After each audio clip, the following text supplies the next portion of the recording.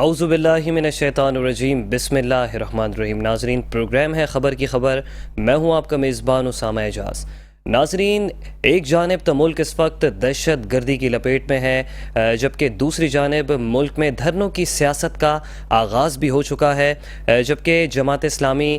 نے وفاقی دارالحکومت اسلام آباد میں دھرنا دیا ہے اور یہ دھرنا جو ہے وہ چوتھے روز میں داخل ہو چکا ہے۔ ایک طرف جماعت اسلامی وفاقی دارالحکومت مرکز اسلام آباد کی سڑکوں پر موجود ہے، تو دوسری جانب پاکستان تحریک انصاف نے حکومت کے خلاف طبل جنگ بھی بجا دیا ہے۔ ایک طرف جماعت اسلامی عوامی مفادات کی خاطر سڑکوں پر موجود ہے، تو دوسری جانب پاکستان تحریک انصاف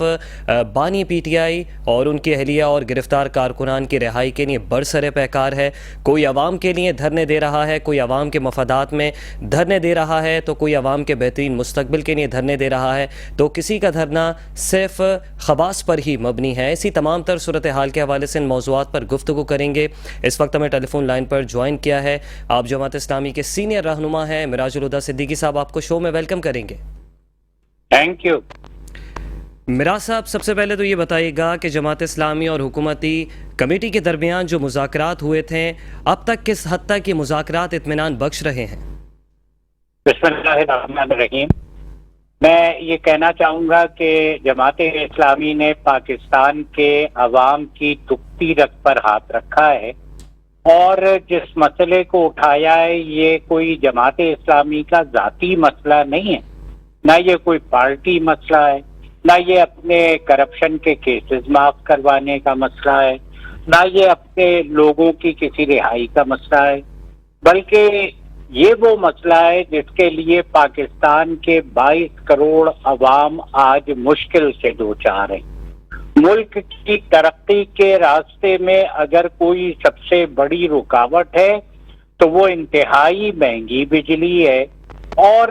یہ بڑی مہنگی بجلی جو ہے اس کی وجہ یہ ہے کہ پاکستان کے اندر گزشتہ کئی حکومتوں نے آئی پی پی سے وہ معاہدے کیے ہیں جن معاہدوں کی وجہ سے وہ بجلی بنائے یا نہ بنائے، یا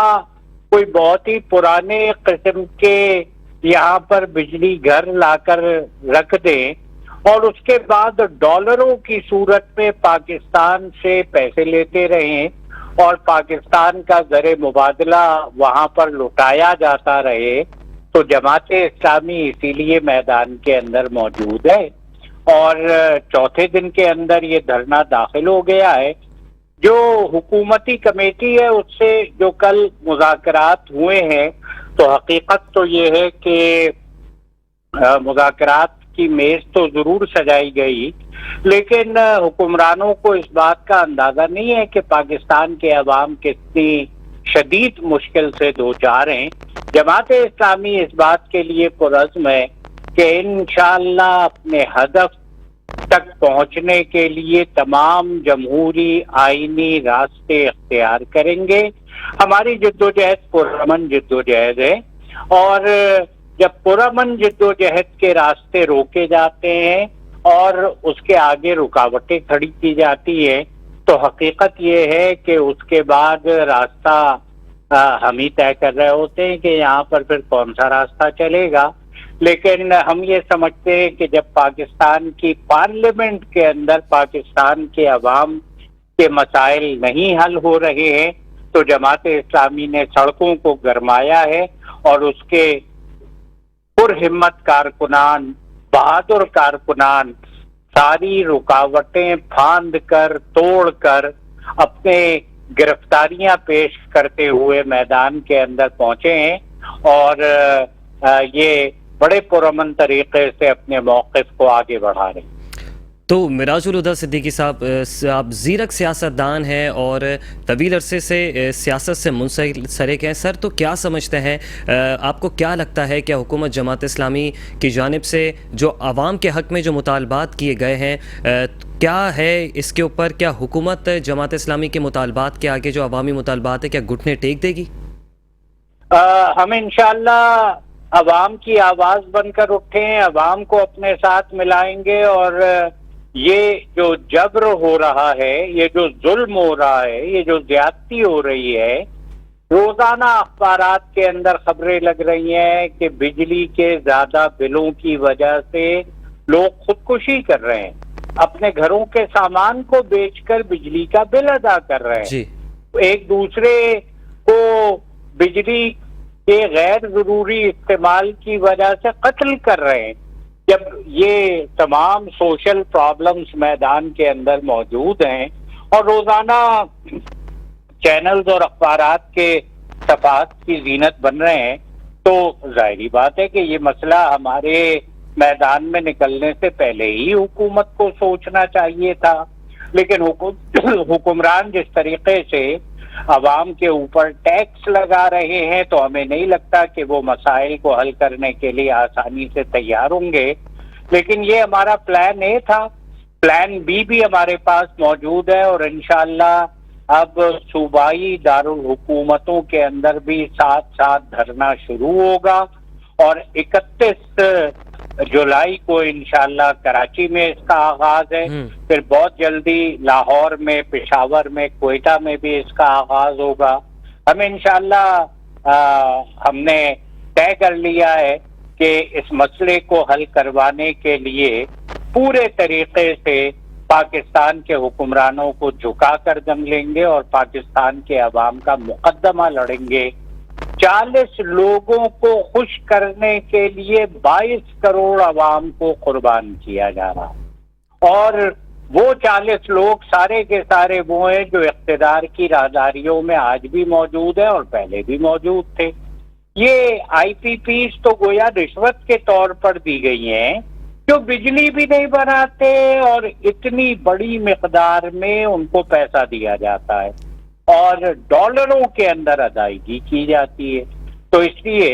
یہ پاکستان کے عوام ان سارے معاہدوں کو مسترد کرتے ہیں، اور حکومت وقت کی ذمہ داری ہے کہ وہ عوام کی آواز سنے، عوام کے مسائل کو حل کرے، اور عوام کی مشکلات کو دور کرنے کے لیے اگر ان معاہدوں کو ری وزٹ کرنا پڑے اور ریویو کرنا پڑے تو اس کے اوپر میرا یہ خیال ہے کہ یہ عرف آخر نہیں ہے، اس کے اوپر بات چیت ہو سکتی ہے۔ اچھا میرا صاحب یہ بھی بتائیے گا کہ دن رات اجلاس ہو رہے ہیں، لیکن دن رات کے اجلاسوں کے باوجود عوام کو کچھ ڈیلیور ہوتا نہیں دکھائی دے رہا، کیا آپ اسے حکومتی فیلئر قرار دیں گے؟ جی میں یہ سمجھتا ہوں کہ اس وقت حکومت میں جو پارٹیاں موجود ہیں ان کے منشور میں خود یہ بات شامل تھی کہ وہ 300 یونٹ مفت بجلی فراہم کریں گے۔ یہ پاکستان مسلم لیگ نون کے منشور میں بھی شامل ہے اور یہ پاکستان پیپلز پارٹی کے مینیفیسٹو میں بھی شامل ہے، لیکن جب حکومتیں بن گئی ہیں تو یہ ہمیشہ کی طرح اپنا وعدہ ایک مرتبہ پھر بھول گئے ہیں، اور عوام کو سستی بجلی دینے کے بجائے، مفت بجلی دینے کے بجائے یہ ان کا گلا کاٹ رہے ہیں، یہ اس بجلی کی قیمت کو اتنا زیادہ بڑھا رہے ہیں کہ عام آدمی اب بجلی استعمال نہیں کر سکتا، اور یہ ملک، اس کی صنعتیں اتنی مہنگی بجلی کے اوپر اگر چلائی جائیں گی تو کاسٹ آف پروڈکشن اس جگہ پر پہنچے گی جس کے بعد کوئی پاکستانی صنعت کار انٹرنیشنلی کمپیٹ ہی نہیں کر سکتا، اور وہ مقابلے کے اندر پیچھے رہ جائے گا۔ دوسرے ممالک میں ایکسپورٹ کرنے والے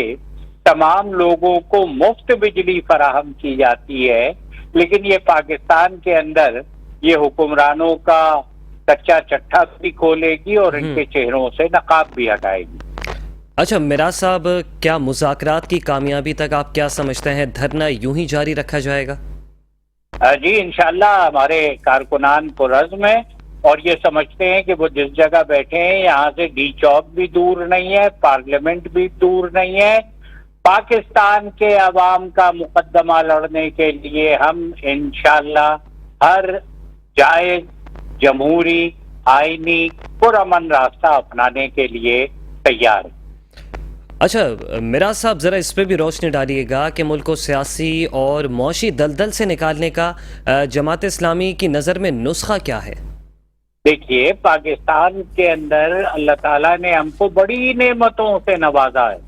اور ان نعمتوں کا فائدہ اٹھانے کے لیے ضروری ہے کہ پاکستانی نوجوانوں کو مواقع دیے جائیں، پاکستانی صنعت کاروں کو مواقع دیے جائیں. پاکستان کے باہر سے انویسٹمنٹ آنا تو دور کی بات ہے، پہلے تو آپ مقامی انویسٹمنٹ کرنے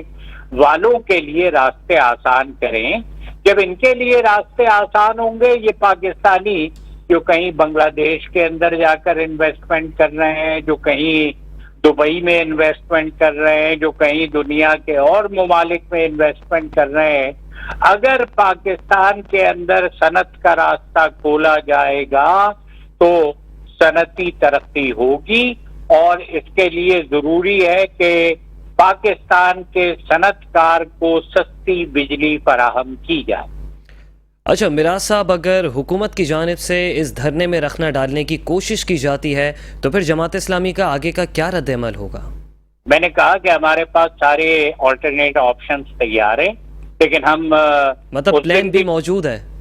جی پلان بھی موجود ہے آپ کے پاس؟ جی، پلان بی پلان سی سارے کے سارے موجود ہیں، لیکن ہم یہ چاہتے ہیں کہ پرامن آئینی جمہوری جدوجہد کو اور عوام کی آواز کو راستہ دیا جائے، بجائے اس کے کہ عوام کو مشکلات سے دوچار کیا جائے اور ان کی زندگی کا ناقہ بند کیا جائے. اچھا سر، یہ بھی بتائیے گا کہ آپ کے امیر جماعت اسلامی پاکستان جو ہے حافظ نعیم، ان کی جانب سے بابنگ دوحل یہ بھی اعلان کیا گیا تھا کہ اگر کسی قسم کا رخنہ ڈالنے کی کوشش کی گئی تو یہ دھرنا جو ہے حکومت گراؤ تحریک میں بدل جائے گا. جی، میرا یہ خیال ہے کہ میں نے کہا کہ یہ تو ایک بڑا ٹرانسپیرنٹ کیس ہے، ٹیسٹ کیس ہے. حکومت عوام کے مسائل میں کتنی دلچسپی لینے کو تیار ہے. For the people, by the people, of the people.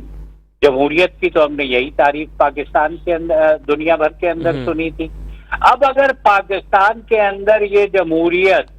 For the people نہیں ہے، for a very elite class, by the people نہیں ہے، بائی سم اسٹرانگ لابیز، اور آف دا پیپل نہیں ہے، تو ظاہری بات ہے کہ پھر یہ حق بنتا ہے عوام کا کہ وہ اس زبردستی کی آئی ہوئی حکومت کو گرانے کے لیے میدان کے اندر نکلیں. اگر یہ عوام کے مسائل بڑھانے کے لیے آئے ہیں اور عوام کی مشکلات کم کرنے کے بجائے عوام کو دشواریوں سے دوچار کرنے کے لیے آئے ہیں، تو انشاءاللہ عوام اپنے ووٹ کے ذریعے بھی اور عوام اپنی قوت کے ذریعے بھی ان سے انتقام لے. اچھا میراث صاحب، ذرا اس پہ بھی روشنی ڈالیے گا کہ ماضی میں بھی سیاسی اور مذہبی جماعتوں نے دھرنے دیے ہیں اور پھر مذاکرات بھی ہو گئے ہیں، لیکن سر اس کا کوئی دورز جو ہے عوام کو جو کیا کہیں گے اس کو کہ ایک وہ نتیجہ خیز کوئی اس کے وہ نہیں ملے ہیں، اس کے اثرات نہیں ملے ہیں، کوئی ریلیف نہیں ملا. اور اگر سر اب بھی یہی ہوا، گزشتہ دنوں میں منم ظفر خان صاحب نے بھی یہ کہا تھا کہ مطالبات اگر منظور ہوئے تو پھر مینوان عمل بھی کروایا جائے گا ان کے اوپر. اور اگر سر حکومت کی جانب سے کسی قسم کی اگر حق تلفی کی گئی تو پھر جماعت اسلامی کیا کرنے جائے گی؟ کیونکہ صوبہ دارالحکومتوں میں تو آپ لوگ احتجاج کرنے جا رہے ہیں 31 تاریخ کو. جی، گھوڑا بھی موجود ہے، میدان بھی موجود ہے. جماعت اسلامی اس مذاکرات کے عمل کے اندر جاگ رہی ہے، عوام کے حقوق کی حفاظت کر رہی ہے، اور جانے کب طوفان بنے اور رستہ رستہ بچ جائے، بند بنا کر سو مت جانا، دریا آخر دریا ہے. جن لوگوں نے عوام کے حقوق کو سلب کیا ہے، ہم ان کے چہروں کو بھی پہچانتے ہیں، ان کے کرتوتوں کو بھی پہچانتے ہیں، ان کو موقع دے رہے ہیں کہ وہ اس کے اندر اصلاح کر لیں. لیکن اگر وہ کوئی پرامن بات کو، سیاسی جدوجہد کو سمجھنے کے لیے تیار نہیں ہوگا، تو میں سمجھتا ہوں کہ انشاءاللہ پاکستان کے عوام ان کا ایسا گھراؤ کریں گے کہ ان کو پاکستان کے اندر چھپنے کی جگہ بھی نہ مل سکے. اچھا میراث صاحب، اور بھی جماعتیں اس وقت جو اپوزیشن میں موجود ہیں ان کی جانب سے بھی جو ہے وہ دھرنے کی سیاست پر بات کی جا رہی ہے اور سبھی پیدر پہ اعلان کرتے نظر آ رہے ہیں، بھلے جماعت اسلامی اس وقت میدان عمل میں موجود ہے. تو سر کیا ہو سکتا ہے ایسا تمام اپوزیشن کی جو جماعتیں ہیں وہ مل کر آگے کا کوئی لائحہ عمل طے کریں؟ دیکھیے ظاہری بات ہے پابندی تو کسی پر نہیں ہے. میں تو دیکھ رہا ہوں کہ اپوزیشن کی جماعتیں نہیں حکومتی جماعتیں بھی تنقید کر رہی ہیں اور گو کہ وہ ان تمام ادوار میں جب یہ آئی پی پیز بنے وہ حکومتوں میں شامل رہی ہیں. لیکن ٹھیک ہے یہ ان کا حق ہے کہ وہ عوام کو پہنچنے والی اس تکلیف کے اوپر آواز اٹھائیں. اور پی ٹی آئی نے آج جماعت اسلامی کے دھرنے کی حمایت کا اعلان کیا ہے. ہم ویلکم کرتے ہیں. مسلم لیگ نون کے لیڈروں نے اس پر گفتگو کی ہے, بات چیت کی ہے, اور ہم یہ سمجھتے ہیں کہ جس طرح ہم میدان سیاست کے اندر موجود ہیں ہم سے زیادہ دوسرے میدان سیاست میں موجود ہیں. عوام کی مشکل کو حل ہونا چاہیے اور یہ مسئلہ کریڈٹ کا مسئلہ نہیں ہے, یہ مسئلہ اس ملک کی بقا کا مسئلہ ہے. ملک کی بقا کے مسئلے کے لیے ہر ایک کو میدان عمل میں نکلنا چاہیے. تو سر جماعت اسلامی کے دھرنے کے جو دروازے ہیں وہ تمام سیاسی اور مذہبی جماعتوں کے لیے کھلے ہوئے ہیں؟ دیکھیں ہم نے تو اپنے دھرنے کا اعلان کیا ہے اور اگر کوئی جماعت اسلامی کی قیادت سے رابطہ کر کے وہاں پر آتا ہے تو انشاءاللہ اس کو اس کے لیے دروازہ بند نہیں ہوگا. لیکن یہ دھرنا جماعت اسلامی کا ہے. لیکن مسئلہ یہ تو نہیں ہے کہ باقی ملک میں دھرنے نہیں دیے جا سکتے. دیگر جماعتیں بھی اپنی جگہ پر دھرنوں کا آغاز کر سکتی ہیں. بجلی کی مہنگائی, آئی پی پی کا مسئلہ اور پاکستان کے اندر جو بڑھتی ہوئی مہنگائی ہے اس کے اوپر دیگر سیاسی جماعتیں بھی نکلیں تو میں سمجھتا ہوں کہ یہ ایک خوش آئندہ عمل ہوگا. اچھا میراث صاحب, جب برطانوی دور تھا اور ایسٹ انڈیا کمپنی جب یہاں پہ قائم کی ہوئی تھی تو سر اس ٹائم پہ ٹیکسز نہیں, اس ٹائم پہ لگان وصول کیا جاتا تھا اور بہت بھاری بھرکم لگان ہوا کرتا تھا. اس کے اوپر ایک پوری فلم اور ایک دو ڈاکومنٹریز بھی موجود ہیں. تو سر کیا سمجھتے ہیں, کیا وہی دور پھر سے دہرایا جا رہا ہے؟ جی میں یہ سمجھتا ہوں کہ اس سے بدتر دور آ گیا ہے. جتنے ٹیکس عوام پر لگا دیے گئے ہیں اور خاص طور پر سیلری طبقے کے اوپر جتنے ٹیکس لگا دیے گئے تو یہ سیلری طبقہ جو ہے اس کے لیے تو جینا مشکل کر دیا گیا ہے. وہیں یہ صورتحال بھی ہے کہ جو پاکستان کے اندر اشرافیہ ہے, مقتدرہ طبقہ ہے, انہیں فری بجلی ہے, فری پیٹرول ہے, فری گاڑی ہے, انہیں ہر طرح کی سہولتیں بڑھ چڑھ کر مل رہی ہیں. اور اس کے ساتھ تماشا یہ ہے کہ پاکستان کے اندر زرعی آمدنی کے اوپر, زراعت کے اوپر ٹیکس نہ ہونے کے برابر ہے اور لینڈ لارڈز کی حکومت ہے, لینڈ لارڈز کا کھیل چل رہا ہے. میں یہ سمجھتا ہوں کہ صنعت کو ترقی دینی ہے تو اس صورتحال کو بدلنا ہوگا اور ایک طرف حکومت کو اپنے غیر ترقیاتی اخراجات کم کرنے ہوں گے, اپنی عیاشیوں کو روکنا ہوگا اور بہرحال زراعت کے اوپر ٹیکس لگانا, جاگیرداروں پر ٹیکس لگانا اب لازمی ہو گیا ہے. اچھا سر, ایک طرف تو حکومت سے مطالبات جو ہے وہ مذاکرات چل رہے ہیں, تو یہ بھی بتائے گا کہ اب تک جماعت اسلامی نے دھرنے میں جو مطالبات رکھے ہیں اس میں سے کتنے مطالبات کو حکومت نے منوعاً تسلیم کیا ہے, کیونکہ حکومتی وفد نے ملاقات بھی کی تھی, ملاقات کا دور بھی شروع ہوا تھا. دیکھیے ہم نے اس ملاقات کے اندر اپنا چارٹر آف ڈیمانڈ ان کے سامنے رکھ دیا ہے اور اس کے بعد انہوں نے ہم سے کچھ وقت مانگا. ہم نے کہا جی بالکل آپ وقت لیجئے اور اس کے اوپر سوچ بچار کر لیجئے. تو سوچ بچار کرنے کے بعد جب ان کا جواب ہم تک ملے گا تو انشاءاللہ ہم یہ سمجھتے ہیں کہ اس میں سے بہت ساری چیزیں ایسی ہیں کہ جس کو بہت آسانی سے تسلیم بھی کیا جا سکتا ہے اور جس کے اوپر عمل درآمد بھی کیا جا سکتا ہے. اچھا میراث صاحب یہ بتائے گا کہ پی ٹی آئی کے اوپر پابندی کی باتیں ہو رہی ہیں, تو جماعت اسلامی اس حوالے سے کیا موقف رکھتی ہے؟ کیا پی ٹی آئی پر پابندی لگنی چاہیے یا پھر پی ٹی آئی کو بھی کھل کر سیاست کرنے کی اجازت دینی چاہیے؟ دیکھیے ہم تو ہمیشہ یہ بات کہتے رہے ہیں کہ جو پاکستان کے اندر آئین ہے, آئین پاکستان کو کا احترام بھی ہونا چاہیے, اس کے مطابق چلا جانا چاہیے. مختلف سیاسی جماعتوں کو مختلف اوقات کے اندر وکٹمائز کرنے کی، پیچھے دھکیلنے کی، کارنر کرنے کی، دیوار سے لگانے کی کوشش کی گئی، لیکن حقیقت یہ ہے کہ وہ اس طریقے سے کوئی بھی جماعت نہ ختم ہوتی ہے اور نہ عوام کے احساسات جو ہے وہ اس کے بارے میں محبتیں ختم ہوتی ہیں۔ اس لیے اس وقت بھی یہ نظر آ رہا ہے کہ اگر کسی پارٹی کے اوپر کوئی پابندی حکومت لگاتی ہے اور عدالت کے اندر لے کر جاتی ہے تو عدالت کے فیصلے یہ بات ثابت کر رہے ہیں کہ یہ جو مسئلہ ہے یہ عدالت کے ذریعے حل نہیں ہو سکے گا۔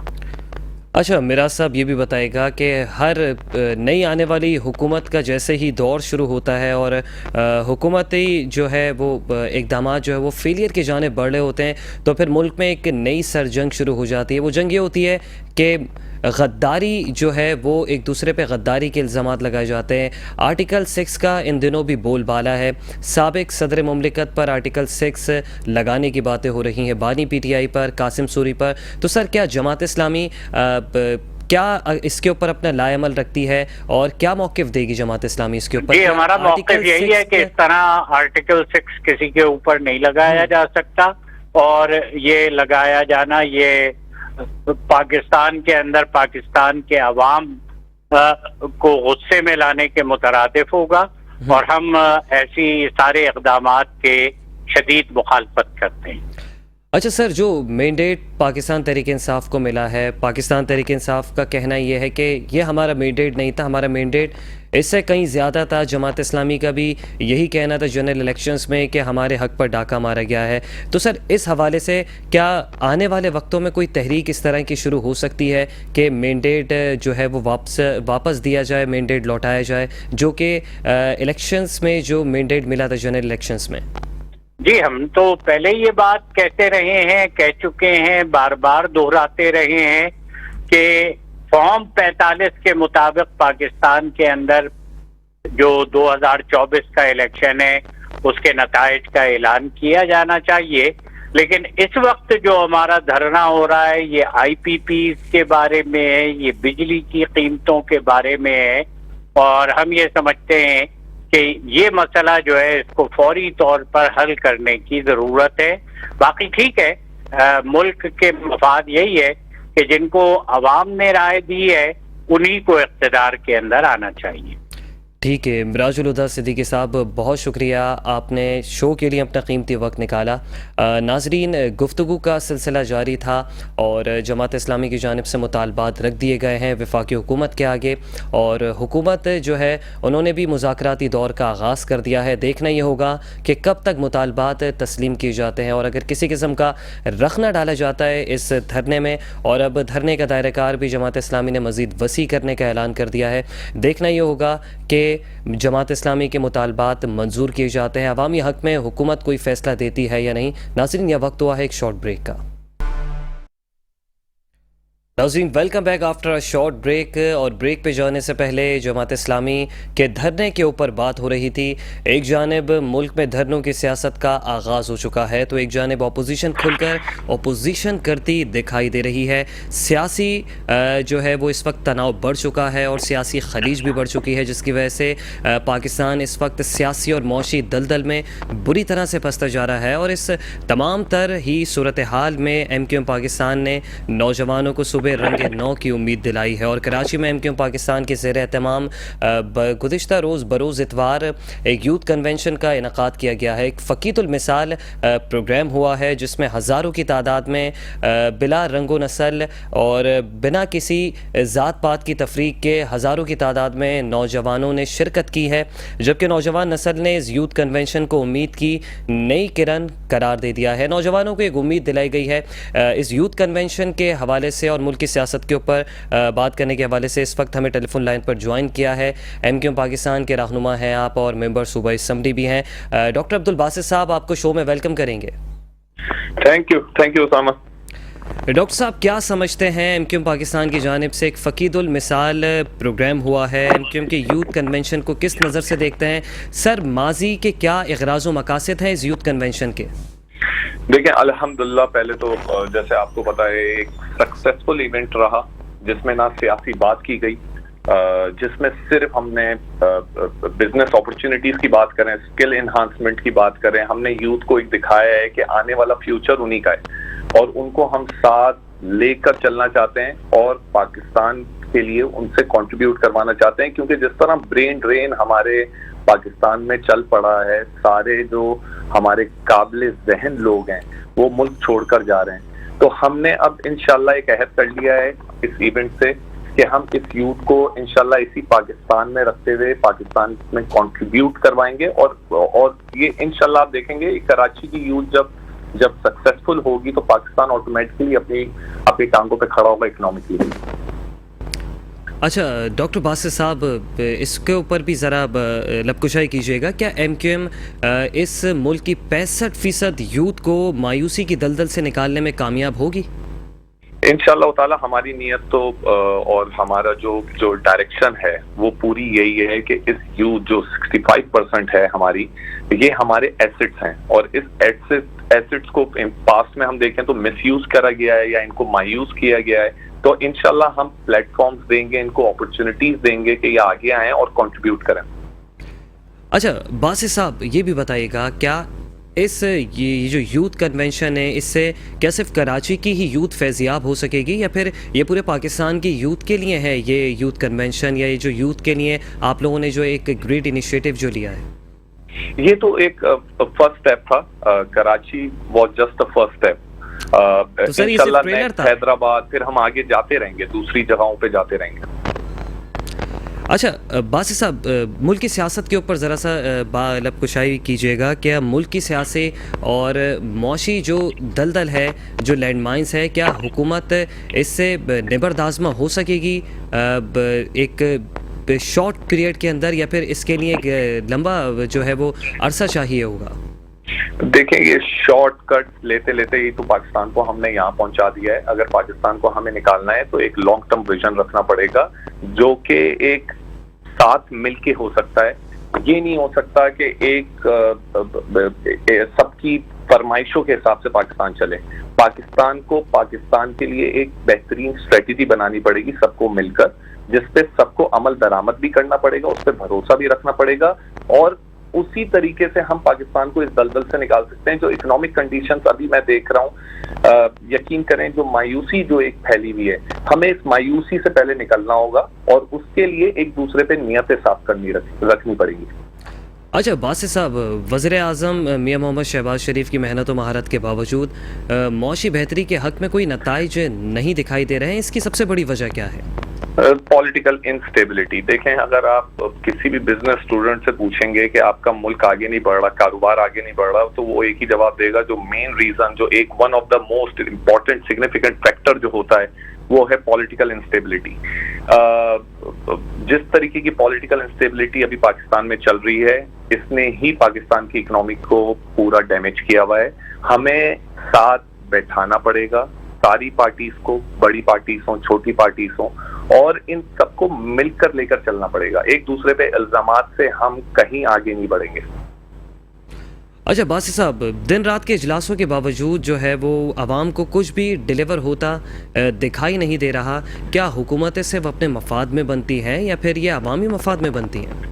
دیکھیں حکومت کا تو کام ہوتا ہے صرف اور صرف عوام کو ریلیف دینا۔ میں کہتا ہوں حکومت ایک گارڈین ہوتی ہے، گارڈین کا رول ادا کرتی ہے اور عوام کو ریلیف دینے کے لیے، ملک کو آگے لے جانے کے لیے، لیکن انفارچونیٹلی کچھ ہماری جو پالیسیز ہیں پاس سے جو چل رہی ہیں، ہم نہیں کہہ سکتے کہ صرف اس حکومت کی، اگر آپ پاس میں بھی چل جائیں، 25 سال 30 سال پہلے چل جائیں، اس وقت سے ہم نے غلط پالیسیز ایڈاپٹ کری ہیں اور اس کے نتیجے میں یہاں ہم آج کھڑے ہوئے ہیں، اور جہاں ہم عوام پریشان ہیں، جیسے بجلی کے ریٹ بڑھے ہوئے ہیں، آئی پی پیز کا یہ جو معاملہ اٹھا ہوا ہے، اس میں ٹرانسپیرنسی اور اکاؤنٹیبلٹی چاہیے۔ صرف عوام کو آپ بتا دینا ٹرانسپیرنٹ طریقے سے کون کون سی آئی پی پیز پہ پیسے لگ رہے ہیں، کیوں لگ رہے ہیں۔ اب اس کا طریقہ کار یہ ہوتا ہے کہ اس کی آپ یا تو کاسٹ ریڈکشن کریں، بجلی کے ریٹ آپ نے کم کرنے ہیں تو کاسٹ ریڈکشن آپ اپنے دوسرے سیکٹر سے بھی کر کے کچھ سبسڈی دے سکتے ہیں جہاں پہ عوام کو ریلیف ملے۔ جس سے جو میں بہت امید رکھتا ہوں، کیونکہ ہماری پارٹی بھی اس کے خلاف کھڑی ہوئی ہے. ہمارے 36 MPs MNAs جو 25 ہیں ان سب نے IPPs کے خلاف بھی بات کری ہے، بجلی کے ریٹوں کی کم کرنے پہ بھی بات کری ہے، اور ہم ہر پلیٹ فارم پہ یہ آواز اپنی اٹھا بھی رہے ہیں، حکومتی سطح پہ بھی اس پر بات کر رہے ہیں. اچھا باسط صاحب، PTI قیادت کمزور ہوتی جا رہی ہے ہر گزرتے دن کے ساتھ، جبکہ بانی PTI ان کا موقف جو ہے وہ مزید مضبوط ہوتا جا رہا ہے. آپ کو کیا لگتا ہے کہ پاکستان تحریک انصاف میں کسی قسم کی کوئی سر جنگ شروع ہو چکی ہے قیادت اور بانی کے درمیان؟ دیکھیں یہ تو ان کے جو سیکنڈ ٹیئر لیڈرشپ ہے وہ زیادہ بہتر اس پر انالیسس دے سکتی ہے. وہ ان کے اپنے پارٹی کے ایک ویژن رکھتے ہیں وہ لوگ، لیکن اگین میں بولوں گا جو سیاست شروع ہو چکی ہے پاکستان میں اینٹی اسٹیٹ، اس سے کم از کم ہمیں نکلنا چاہیے. میں صرف اس پر یہ تبصرہ کر سکتا ہوں. سر آپ کیا سمجھتے ہیں ابھی موجودہ سینیریو کو دیکھتے ہوئے، کیا پاکستان تحریک انصاف پر پابندی ملک کی سالمیت کے لیے اس وقت ناگزیر ہو چکی ہے؟ دیکھیں پاکستان تحریک انصاف پہ پابندی کی بات پہ تو میرا نہیں خیال ابھی تک کوئی ایسی میٹنگ کال ہوئی ہے کیبنٹ میں. قبل از وقت ہوگا اس پہ تبصرہ دینا، اور MQ پاکستان تو اس کے حق میں نہیں ہوگی. لیکن اگین میں کہتا ہوں جو ہمارا کانسٹیٹیوشن کہتا ہے ہم سب کو، ہر پارٹی کو اس پر چلنا چاہیے. انفارچونیٹلی ہوتا یہ ہے کہ جو پاور میں آتا ہے وہ کانسٹیٹیوشن کی بات کرتا ہے، جو پاور میں نہیں ہوتا وہ اس کے خلاف چلتا ہے. اور پاکستان کو ہم صرف اپنی popularity as a individual popularity gain کرنے کے لیے ہم ایک طریقے سے اپنی پاور کو مس یوز کر رہے ہیں. صحیح، کسی حد تک آپ کا کہنا بھی درست ہے. اچھا باسط صاحب، کیا شہر کراچی کے لیے MQM مزید پہلے کی طرح توانا ہو کر آواز بلند کرے گی؟ جو بیچ میں عوام اور MQM کے درمیان جو ایک خلیج پیدا ہو گئی تھی، جو کہ کل کے یوتھ کنونشن کے بعد میں نہیں سمجھتا کہ اب نوجوان جو ہے وہ MQM جیسے پلیٹ فارم سے، یا پھر MQM کی طلبہ تنظیم جیسے پلیٹ فارم سے، یا پھر جو بھی یوتھ فورم MQM نے بنایا اب اس سے دور رہ سکیں گے. تو کیا سمجھتے ہیں کہ اب عوام جو ہے وہ ذوق در ذوق جو ہے وہ جڑیں گے MQM پاکستان کی پلیٹ فارم سے؟ اسامہ، عوام جڑ چکی ہے. دیکھیں میں اپنی کانسٹیٹوئنسی کی بات کروں، دوسرا MPS کی کانسٹیٹوئنسی کی بات کروں، عوام جڑ رہی ہے. عوام کو ایکسپیکٹیشن دن پر دن ہائی ہوتی جا رہی ہیں، ان کی ہوپس آئے ہم سے. ہم نے، اگر آپ بولیں کہ ہم نے جدید MQM کنیکٹ ایپ کی بات انٹروڈیوس کروا دیا، جس پر میں خود روز اس کو ڈیل کرتا ہوں. کوئی پرابلمس ہوتی ہیں، کچھ ہوتی ہیں، اس کو ریزالو کرنے کی کوشش کرتے ہیں. لیکن یقیناً جو ہمیں چیلنجز پیش آ رہے ہیں کہ ایک MP کا کام ویسے تو لیجسلیشن ہوتا ہے، لیکن عوام جو ہماری جس مشکلات میں ہے تو ہمیں گٹر کے ڈھکن بھی لگانے پڑ رہے ہیں انفارچونیٹلی، کیونکہ جو لوکل بلدیات ہیں، اس میں شاید دو رائے نہ ہو کہ MQM سے جو ہے وہ عوام امیدیں بھی تھوڑی زیادہ وابستہ رکھتی ہے. اگین کیونکہ ہم ڈیلیور کرتے ہیں آن گراؤنڈ، ہم ڈیلیور کرتے ہیں. ہم صرف پروٹیسٹ کر کے پاپولیرٹی گین نہیں کرتے، ہم ڈیلیور کرتے ہیں آن گراؤنڈ. عوام سے ملتے ہیں، ان کے چھوٹے چھوٹے مسائل کو سنتے ہیں اور ان کو حل کرتے ہیں. جو ہمارے کام بھی نہیں ہے ہم وہ بھی کر رہے ہیں. اگر یہ میری خواہش ہے کہ کاش یہ ٹاؤن چیئرمینس اور UC چیئرمینس بھی اگر ڈیلیور کر رہے ہوتے آفس میں صرف بیٹھنے کے علاوہ، تو کراچی ابھی اور بہتری کی طرف جا رہا ہوتا، عوام کو تھوڑی ریلیف مل رہی ہوتی. لیکن انفارچونیٹلی ٹوٹلی اپوزٹ ہو رہا ہے. ایسا لگ رہا ہے کہ MQM کے MPS آ گئے ہیں کراچی میں، تو ٹاؤن چیئرمینس اور UC چیئرمینس نے ڈیسائیڈ کر لیا ہے کہ وہ آفیسز میں بیٹھیں گے، آرام کریں گے، MPS کو کام کرنے دیں گے. صحیح ہے. باسط صاحب بہت شکریہ، آپ نے شو کے لیے اپنا قیمتی وقت نکالا. ناظرین، بات ہو رہی تھی ملکی سیاست کے حوالے سے، MQM کے یوتھ کنونشن کے حوالے سے. یہاں وقت ہوا ہے ایک شارٹ بریک کا. بات نہیں ہوگی جو افیکٹ ہوا ہے بہت بری طریقے سے، اور سیاسی اور معاشی جو حالات ہیں میں سمجھتا ہوں اسے جو قانونی معاملات ہیں اس سے الگ کر کے ہم نہیں دیکھ سکتے، اس پہ نظر نہیں ڈال سکتے. جو حالات چل رہے ہیں، جو جماعت اسلامی نے ایک بات کو چھیڑا ہے، جو بجلی کے حوالے سے، جو ریٹس کے حوالے سے، کہ IPPs کے مسائل کیا ہیں. IPPs کا جو مسئلہ ہے، جو بیسیکلی انڈیپینڈنٹ جو الیکٹڈ پروڈیوسرز ہیں، جو یہ 90s کے دور میں ہمارے اوپر یہ غالب کیے گئے، دیکھتے ہیں کہ عوام کو اس بارے میں شعور نہیں تھا. اور میں سمجھتا ہوں جماعت اسلامی کو اس بات کا کریڈٹ جانا چاہیے کہ وہ ہمیشہ سے جو گراؤنڈ لیول کے جو ایک عام انسان کے جو ایشوز ہیں ان کو ہائی لائٹ کر رہے ہیں. اور دیکھیں اسامہ بھائی، جو یہ آئی پی پیز کا معاملہ ہے، جو ہم دیکھتے ہیں کہ انٹرنیشنل کمپنیز کو لا کے ہم پہ مسلط کر دیا جاتا ہے اور پھر وہ ہمارا خون چوستی ہے ایک عام انسان کے اوپر. جو چیزیں ہیں، ایون جو ہمارے پاس پیٹرولیم کمپنیز بھی یہاں پر جو موجود ہیں وہ بھی انٹرنیشنل ہے. لیکن اگین وہی بات آتی ہے کہ مجھے تیری رہزنی کا سوال ہے، تیری رہبری کا سوال یہ آتا ہے اسامہ بھائی کہ ہمارے پاس جو ایشوز آ رہے ہیں، جو ہم فیس کر رہے ہیں، یہ جو آئی پی پیز کا مسئلہ ہے، جس طریقے سے کیا یہ جو اگریمنٹ کیے جاتے ہیں، یہ ہمارا جو رائٹ ٹو انفارمیشن ہے، کیا یہ عوام کو بتا کر کیے جاتے ہیں؟ کیا یہ پبلک کیے جاتے ہیں اس وقت کہ جس وقت یہ اگریمنٹ ہو رہے ہوتے ہیں؟ اور پھر ہم دیکھتے ہیں کہ ان ایگریمنٹ پہ عمل ہوتا نہیں ہے. اور یہ جو پروڈیوسنگ جو کمپنیز ہیں، یہ حکومت پاکستان سے ہماری ٹیکسیشن، جو ہمارے ٹیکس کے پیسوں سے وہ اماؤنٹ بھی لیتی ہے جو یہ بجلی پروڈیوس نہیں کر رہے لیکن انہیں پیسے جا رہے ہیں. تو میرا یہ سمجھنا ہے کہ جو ملکی حالات چل رہے ہیں، جس طرح سے حکومت پاکستان کام کر رہی ہے، جس طریقے سے انہیں ہوش کے ناخن لینے چاہیے کہ نہ صرف جو سیاسی اور معاشی معاملات چل رہے ہیں بلکہ جو ایک عام انسان جو چیزیں فیس کر رہا ہے ان حالات میں، اس پہ بھی نظر ثانی کرنی چاہیے. اچھا ایڈوکیٹ صاحب، یہ بھی بتائے گا، دن رات اجلاس ہو رہے ہیں لیکن اس کے باوجود بھی عوام تک کوئی دورس نتائج نہیں جا رہے، عوام کو کچھ ڈلیور ہوتا دکھائی نہیں دے رہا. اس کی وجہ کیا ہے؟ کیا نیتوں کا فقدان ہے؟ اسامہ بھائی دیکھیں، جب تک ہم دیکھتے ہیں یہ 75 سالہ تاریخ میں کہ ڈیلیور کرنے کے لیے پہلے آپ نے فاؤنڈیشن ڈالنی ہوتی ہے. ایک فاؤنڈیشن بہت ضروری ہے.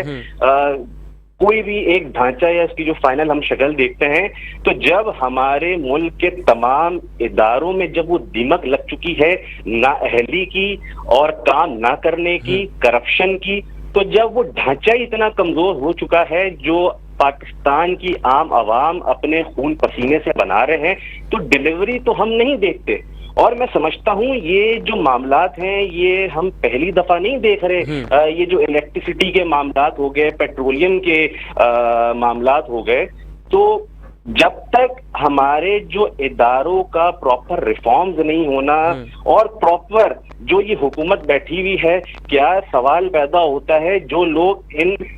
ڈیلز کو کلوز کر رہے ہیں، ان ڈیلز کو جو نظر ثانی کر رہے ہیں، کیا وہ کمپیٹنٹ ہیں بھی کہ اس معاملات پہ عبور ہے ان کے اوپر کہ ان ایسی چیزوں کو بیٹھ کے فائنلائز کیا جائے؟ ہمارے ہم یہ دیکھتے ہیں کہ ایسے نااہل لوگوں کو ہمارے اوپر مسلط کر دیا گیا ہے کہ جس کا کوئی سدجواب شاید ہی جو مشکل ہے کہ ہمارے اوپر کہ ہمیں کوئی ڈیلیوری نظر نہیں آ رہی. اچھا ایڈوکیٹ صاحب، یہ بھی بتائیے گا، کیا بانی پی ٹی آئی جو ہیں وہ دن بدن مضبوط ہوتے جا رہے ہیں؟ ان کا جو نیریٹو ہے وہ ہر عام طبقے سے تعلق رکھنے والی عوام تک پہنچ رہا ہے، لیکن اس کے باوجود بھی جو ہے پی ٹی آئی کی جو قیادت ہے، جو اس ٹائم اپر جو کور ہے، وہ کہیں نہ کہیں کمزور دکھائی دے رہی ہے. آپ کیا سمجھتے ہیں، کیا پاکستان تحریک انصاف میں کسی قسم کی کوئی سر جنگ چھڑ چکی ہے آپس میں؟ ہاں بھائی دیکھیں، یہ جو معاملات ایون جو ہم دیکھتے ہیں پاکستان تحریک انصاف کے جو بانی پی ٹی آئی اور اس کے ساتھ ساتھ جو most senior leadership Shah Mahmood Qureshi, وہ دونوں ہی جیل میں ہیں. تو جب کمیونیکیشن کا ایک لیک آ رہا ہوتا ہے تو ہر انسان، میں سمجھتا ہوں پاکستان تحریک انصاف میں وہ جو لیڈرشپ